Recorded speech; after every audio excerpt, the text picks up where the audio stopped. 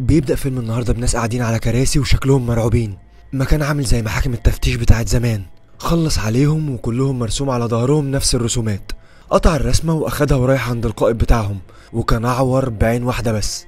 مجموعة راهبات في دير وكانوا قاعدين على العشاء. واحدة بتقول للتانية: انت متأكدة ان انت هتاكلي من الاكل ده؟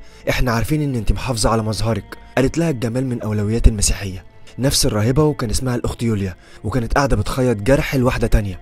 دخل عليها الليل وكانت نايمة لوحدها، تمثال العذراء في اخر الطرقة، وهي نايمة بتحلم بالحاجات اللي حصلت عند الراجل الاعور، وكأنها كانت معاهم وشايفة كل حاجة. صحيت من النوم مفزوعة، قامت جري من السرير وبطنها وجعها مش قادرة تمشي. دخلت الحمام وهديت شوية، النور عمال يقطع قوي لحد ما طفى خالص. سمعت صوت واتفزعت، طلعت جري وراحت وقفت عند التمثال.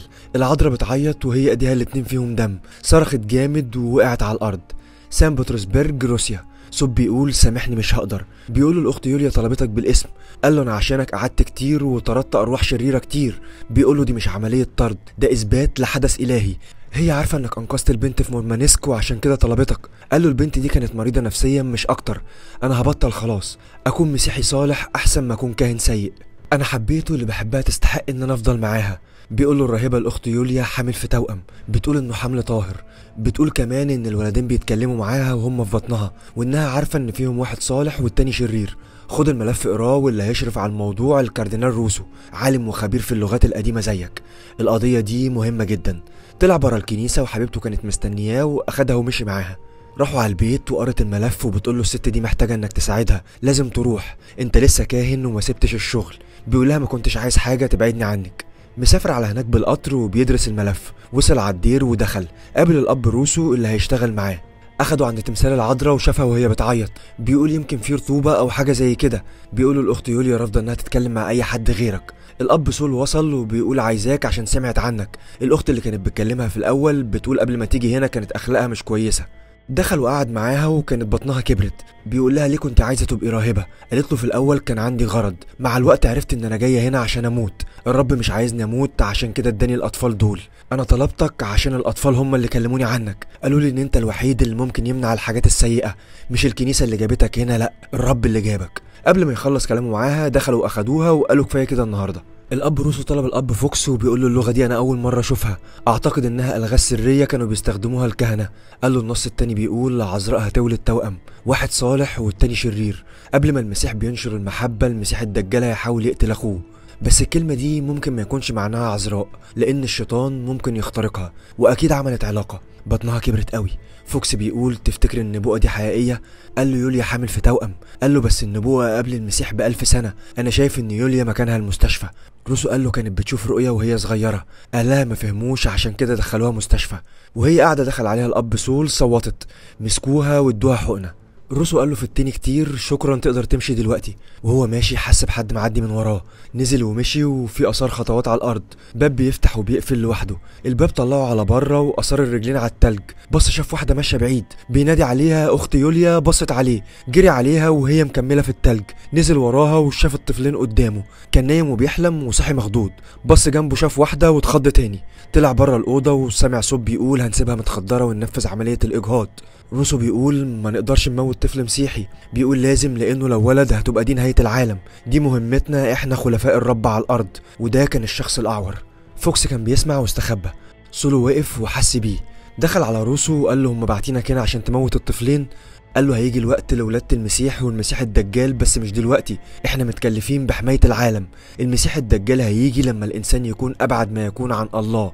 راح ودخل اوضه، شموع وطقوس غريبه. سول جري عليه وضربه بسكينه، قفل الباب وجري. هو والاب روسو اخدوا البنت وبيهربوا بيها. ركبوا عربيه والسول بيكسر الباب. طلعوا بالعربيه وابواب الكنيسه مقفوله. خرج سول وطلع بره، جري على العربيه ومفيش حد فيها. ركبوا عربيه تانيه ومشوا من طريق تاني. بيقطعوا تذاكر قطر على كييف. فوكس مصاب وبيكلم لورا صاحبته. كان دايخ والدنيا بتلف بيه. يوليا بتتوجع وبتقول: هولد دلوقتي. روسو بيقول لها: وطي صوتك، زمانهم ورانا. يوليا بتولد والاب بيساعدها، وفوكس في دنيا تانية. ابتدت تولد فعلا والطفل نزل. بتقول: هو ما بيعيطش ليه؟ فوكس اغمى عليه. ظابط بيقول: الجوازات. قالوا له: عايزين السفارة، جوازاتنا ضاعت مننا. وكانوا شايلين الطفلين. بص في وش ولد منهم ومسك دماغه وخرج بره، بيخبط دماغه جامد في الازاز. مسك فوكس وبرضه بيحلم. فاول اخته بتقول له: خيطت لك الجرح وانت نايم. بيقول لها: سميتيهم ايه؟ قالت له: جايكوب وصمويل. سول في المحطة مستنيهم وهم خارجين من القطر. قالت له مش من هنا، هنمشي من طريق تاني. وقفوا مستني ومحدش ظهر. وصلوا على كييف تالين استونيا. قعدوا في مطعم ولورا وصلت عندهم، اخدتهم في عربيتها ومشوا. وصلوا على بيت في مكان بعيد، وده كان بيت جد لورا. لما دخلوا البيت فوكس شاف صورة على الحيطة وركز عليها. نزلت على قابو وشكله غريب، وبتقول لهم ان جدها كان بيستعد لنهاية العالم، وتقريبا شاف رؤية عن الموضوع ده. جدي مات فجأة وخلوا بالكوا لانه كان عامل افخاخ. الاب روسو بيقول لها جدك مات ازاي؟ قالت له مات بطريقة مش متوقعة وما قالتش على الطريقة. فوكس بيبص على الصورة وعلى الكتابة الموجودة. لورا طلعت بره وبتتكلم مع حد في التليفون، بتقول له عايزين نعرف ايه اللي بيحصل، هكون هناك في اقرب وقت. فوكس طلع ووقف معاها، ولورا بتبص عليهم من الشباك. قالت له اشوفك بكره ومشيت. وهو واقف داخ وقع على الارض. سول في مكتبه وماسك كتاب وفي صوره بنت وتقريبا لورا. الصبح يوليا حضرت الفطار وبتقول للاب فوكس انا مبسوطه هنا ونفسيتي مستريحه في المكان ده. الاب روسو بيقول الراجل ساب لنا خريطه باماكن الافخاخ، 7 علامات على الشجر. سول راح على مكان وبيقول بسال عن لورا. الاب اصطاد غزال ومعلقه. يوليا بتقول له اقعد لما ابص على الجرح. بتبص على الجرح لقيته لم، بتقول مستحيل. الاب بيقول هتموت كاهن لكن هتتولد اب ل2 توأم، دي مش نبوءه لكن حاجه محتمله. الاب فوكس والاخت يوليو خدوا قرار. فوكس نزل القبو والنور كان ضعيف واخد حاجه وطلع. سور راح على بيت ودخل، مسك صوره وست شافته وخافت. كان نايم وبيحلم انه مع يوليا وانها رايحه عليه، وهي بتحلم نفس الحلم ومبسوطه. لبسته خاتم الجواز وعملت معاه علاقه في الحلم. صحي وراح عند الاطفال وهي دخلت عليه، بتقول له الاحلام هي دي الطريقة اللي بيتواصلوا بيها معانا، زي حلم الراجل في القطر، انا وانت بنشوف نفس الحلم. اعتقد ان المفروض ان احنا نبقى عيلة. الباب خبط، راح فتح لورا. بتقوله ما تخافش، ده حد في المصنع رمى عليا دم. بيقول لها شكلك مش مظبوط في ايه؟ قالت له حجزت رحلة على كندا، لازم نسافر بسرعة وده احسن لينا. غيرت هدومها وبتقوله المية فيها حاجة غريبة ومش مفهومة. الموضوع بقى مخيف جدا، الناس بتتصرف بطريقة غريبة. الكاردينال واقف بره وبيبص بصة غريبة. طلعوا عند الأطفال ولورا شالت جايكوب وبتبصله جامد ومبرقة، عينيها دمعت واديته لأمه. في العربية والإذاعة بتقول المرض انتشر في أستونيا والعلماء محتارين، حالات هذيان كتير، ناس بتقول طاعون وناس بتقول نهاية العالم. وصلوا على بيت لورا وداخلين. لورا طلعت تغير وفوكس تحت في المطبخ. سول بره البيت، سمعت صوت خرجت تشوف فيه ايه. جالها تليفون، قالت حاضر هروح حالا. ندهت على فوكس وبتقوله في حد هنا. بيقول لها مفيش حد. الاب مع الخرايط والرسومات وبيحل الالغاز.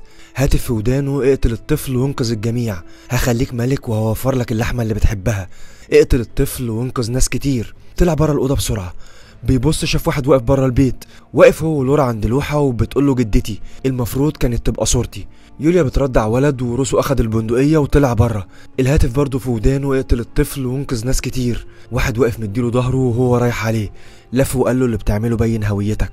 شكله اتغير وبقى هو داس على فخ وبيصرخ، قاعد على الارض والذئاب بتلف حواليه، نفس الشخص، وبيقول له هنشيل عنك الالم لو وافقت تساعدنا وتموت الطفل. ذئاب كتير قوي حواليه. رفض يساعده والذئاب هجمت عليه. لورا راحت على المصنع ومعاها فوكس. العمال بيقولوا في حاجه هي اللي بتمرض الناس، التقارير مش موضحه اي حاجه. بتقول لهم اهدوا وهنعرف كل حاجه. فوكس معدي وبيبص، ناس شكلها غريبه في المصنع وبتعمل حاجات غريبه. الناس بيقولوا لورا هي السبب في تلوث الميه وعايزين يتهجموا عليها. فوكس بيقول لها يلا نمشي من هنا بسرعه. بتقول له لا وصوت طلقه. لورا اتضربت بالنار ومسكوا اللي ضربتها، وقعت على الارض وبتقول الطفل، وكان قصدها الطفل اللي في بطنها لانها كانت حامل. بتطلع في الروح وهو بيعيط، طفل صغير واقف بيبص عليهم. ماتت لورا والطفل حط ايده عليه. يوليا طلعت من البيت وبتنادي على روسو. فوكس وصل عندها وراحوا يدوروا على روسو، شافوه هو على الارض والذئاب بتاكله. اخدوه على نقاله وبيولعوا في جثته، والسولو واقف بيراقبهم وهم بيولعوا. عدى من وراهم ودخل على البيت. دخل البيت وفي ايده مسدس. دخل عند الاطفال في السرير وبيبص عليهم. هاتف بيقول له اقتل اخويا وهدي لك مملكه. موجه السلاح عليهم. يوليا نطت عليه وبتضربه، ضربها بالسكينه وزقها ووقعها واغمى عليها. لسه هيضربه بالسكينه، فوكس هجم عليه بيضربه في وشه وبيخنقه. مسك الصليب وضربه في عينيه. يوليا من وراه وضربته بالنار. قعدت هي وفوكس وبتقول له لازم نمشي، خلفاء الرب هيدوروا علينا ومش هيسيبونا. شافت جد لورا اللي كان في الصوره واقف وراه وهو مش شايفه. نزلوا القبو وبتقول له شوف اللوحه دي بتمثلنا واحنا بنهرب من الدير. دي رسمة روسو وحالة موته. دي صورة طفل لورا اللي كان في بطنها ابنك، ودي صورتنا واحنا مع بعض، ودي بتمثلنا واحنا أسرة. عايز ايه تاني وايه اللي انت لسه مش فاهمه؟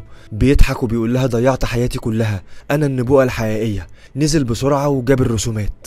بيتخيل بدق مسمار في ايده. يوليا دخلت الأوضة وقفلت على نفسها هي وأطفالها. صوت لورا بتقوله تخيل حياتك وهم مش موجودين، حياتك هتبقى جميلة، هم اللي أخدوني منك، انت بتعمل خير للرب وشر للناس، انت ممكن تنقذ البشرية كلها، اقتل الطفل الشرير، اقتله بعدين اقتل نفسك وتعالالي. يوليا صحيت مفزوعة، الجد جنبها على السرير وبيقول لها اهربي. فوكس بيخبط جامد على الباب، بيضربه عايز يكسره، بيضرب بهستيريا وهيكسره. يوليا فتحت الشباك وبتهرب، اخدت الولاد وجريت، دخل وشافها وهي بتجري.